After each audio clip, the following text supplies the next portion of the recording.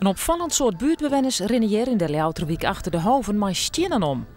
Van de morgen zetten hier operatie Steenbreek uit van buurtcoöperatie De Hoftuinen. Buurtbewoners kunnen stenen en tegels omruilen tegen bijenstrukken en jetmaaienplantjes. Nou, wij vinden het wichtig dat mensen zelf eigen dingen wat ze iedere keer in de tuin zetten. En dat combineert prachtig met deze operatie Steenbreek. Er is heel soort steen overal in de tuin. En dat betekent dat het wetter helemaal net zo goed voortkomt. En dat is ook net zo goed voor het baaien. Dus dit is een lietse speldenprik, dat weten we. Maar dat is wel wichtig en mensen vinden het wel heel leuk. Steen eruit, dan krijg je van ons gratis van de operatie Steenbreek krijg je een plant. Waarom? Eetbare plant.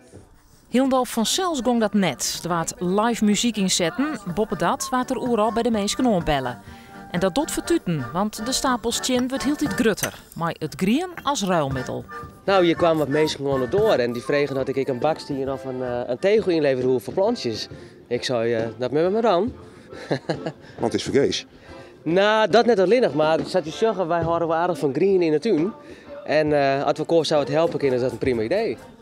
En salut deze groene karavaan verder terug de stritten van Ljouwert.